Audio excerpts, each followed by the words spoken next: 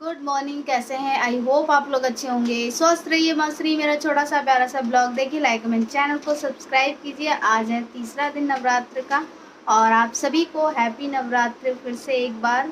और आज का प्रोग्राम क्या होगा देखते हैं। कल तो राजा दशरथ जी ने 4 वचन राम जी को दिए थे जब वो 12 वर्ष के थे, क्योंकि उस ब्लॉग में उतना नहीं दिखाया गया है, मैं बता दे रही हूँ। फिर उसके बाद राजा दशरथ जी वन में चले गए थे अपनी पत्नी को लेकर।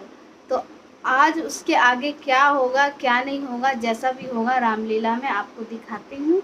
आज तीसरा नवरात्र है, देखते हैं आज कौन सा एपिसोड दिखाएंगे। बाकी बने रहिएगा ब्लॉग में, चलते हैं आगे और क्या क्या कार्यक्रम करते हैं आपको दिखा। चले रामलीला देखने और आपको दिखाते हैं नवरात्र का तीसरे दिन का रामलीला।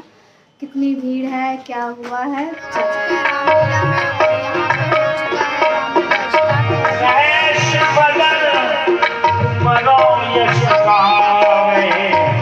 लेने से ही जीवन की सार्थकता नहीं हो सकती, क्योंकि शास्त्र का मत है था यस्त नास्ति स्वयं प्रज्ञा शास्त्र तस्करोत लोचनाभ्याम विमश्य दर्पणाम के न कर्ष्यति। जिस प्रकार से बंदर को अगर शास्त्र का उपदेश करोगे तो कोई लाभ होने वाला उसको है ही नहीं, क्योंकि उसके लाभ को वह समझता नहीं। इसी प्रकार से जीवन जीने की जो कला मनुष्य के अंदर पूज्य संत जनों के द्वारा या फिर अपने गुरुदेव की कृपा से जिस जीव के जीवन में आ जाती है, जीवन जीने की वास्तव में सच्ची कला वही है जो यह अपनी देही है। बड़े भाग्य से जीव को प्राप्त हुई है भैया। और इस देही को प्राप्त करने के पश्चात भी अगर जीवन को व्यर्थ ही विषयों में व्यतीत कर दिया तो क्या कहा जा सकता है। इसलिए पहला सुख निरोगी काया और दूसरा सुख जीवन, दूसरा सुख जो है, दूसरा सुख घर में हो माया। परमात्मा ने देही सुंदर दी और उसकी कृपा से इस देही में किसी प्रकार का कोई विकार नहीं। सुख घर में हो माया और तीजा सुख सुलक्षणा नारी, माने जो अपनी अर्धांगनी है, अपनी पत्नी है, वह धर्म आचरण करने वाली हो।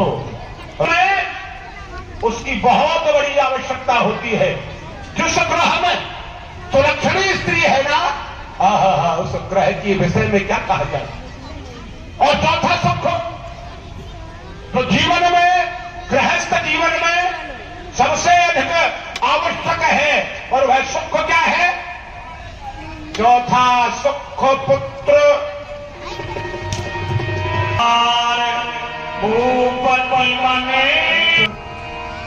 कुछ कहते नहीं बनता।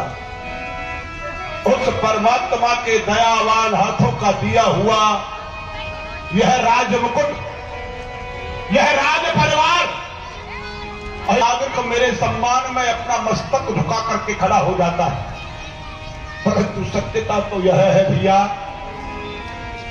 जो मैं चौथे सुख का वर्णन जो कर रहा था, उस सुख का तो मैंने अभी तक अनुभव किया ही नहीं।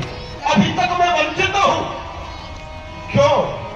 तो गृहस्थ जीवन में जो जीव जीता है, उस जीवन में चौथा सुख होता है पुत्र का होना। मैंने देखो ना, शास्त्र की मर्यादा के वृद्ध होकर उद्देश्य महत्व एक था कि मेरे गृह मंदिर में कोई पुत्र हो, परंतु विधाता की विडंबना देखिए, है आंख तो मौजूद मगर आंख का तारा नहीं। अरे दिल हुआ बेकार जब दिल का कोई सहारा नहीं। गृहस्थ जीवन शून्य के समान है। क्या करूं, क्या बताऊं मैं तुम्हें।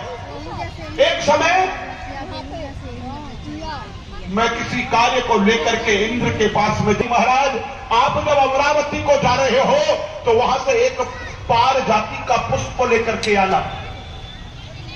मैं इंद्र के समीप गया। इंद्र ने मेरा बहुत सम्मान